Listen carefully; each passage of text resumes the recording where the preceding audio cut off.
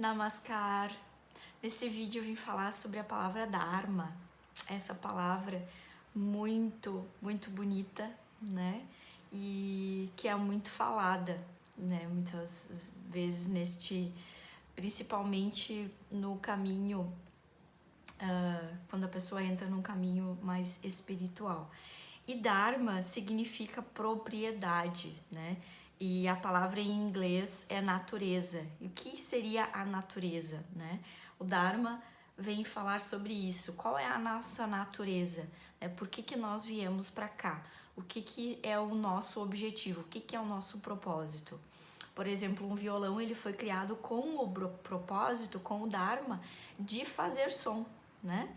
Uma cadeira ela foi criada com o propósito de que a gente se sente nela, ela serve para isso, ela foi criada para isso. Se daqui a pouco no meio do caminho ela está servindo para outra coisa, ela não está servindo ao propósito dela, ou o propósito dela pode ter sido, né, alterado em função de alguma questão, mas ela foi criada para sentar. Este é o propósito. Então, qual que é o nosso propósito como seres humanos, né? Porque nós viemos para cá, para a Terra, para esta vida. E dentro do Dharma, os yogis, eles dizem que nós temos duas naturezas, né? Svabhavika Dharma e Bhagavata Dharma. Então, Bhagavata Dharma significa pertencer à divindade.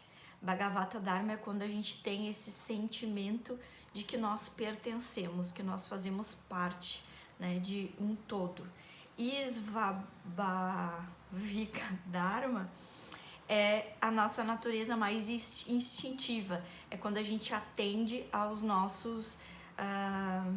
as nossas necessidades instintivas e biológicas.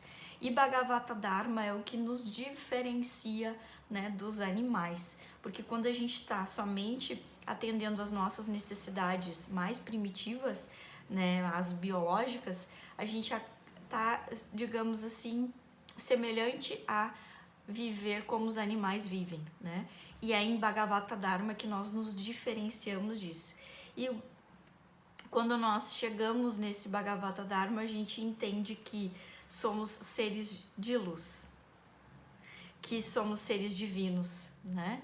Que nosso propósito, o nosso Dharma é chegar nessa realização, é chegar nesse nível de consciência, é chegar neste entendimento. E quando nós chegamos nisso, nesse entendimento, é que a gente se sente mais pleno, né? Mais completo, participando e sentindo de que fazemos parte de algo maior, né? De um todo. E dentro do Bhagavata Dharma, nós temos 4 fatores, que são a expansão, né? Então, a expansão, que é essa expansão da consciência, essa expansão desse se sentir, né? A segunda é o fluxo. A terceira é o serviço, é a gente fazer um serviço desinteressado, é no serviço que está a chave, né, desta conexão espiritual, é no servir que está o que a gente muitas vezes busca tanto.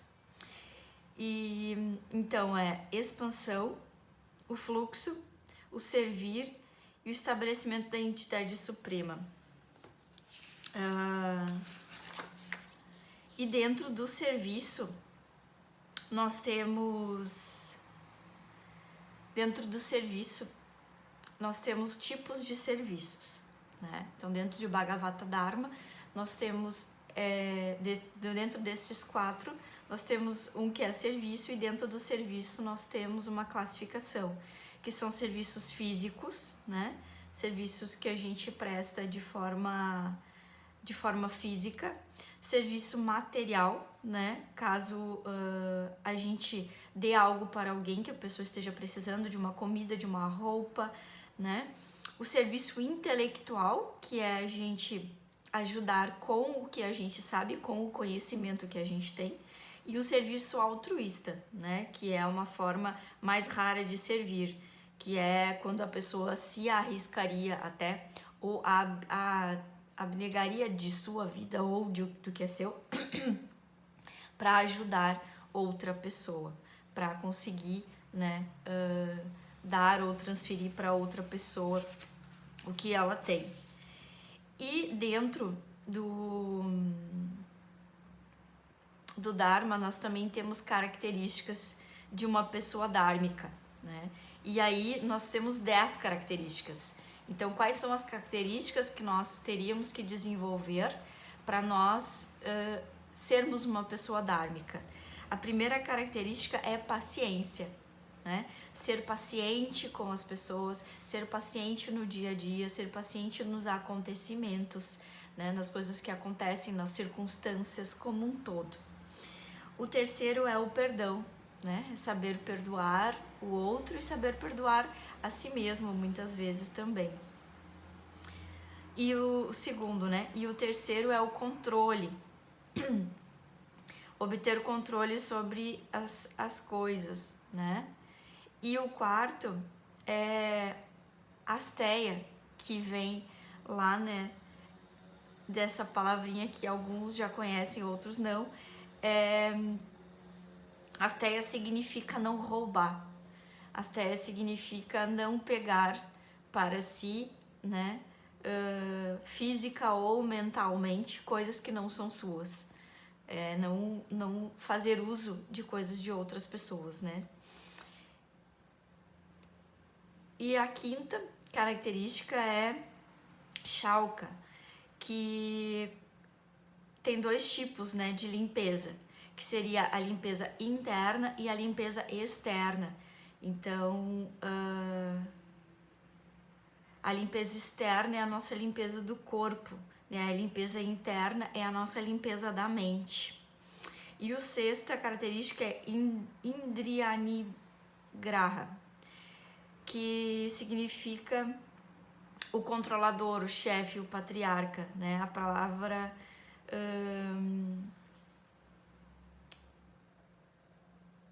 é aquela pessoa, né, que está no comando, que está no controle.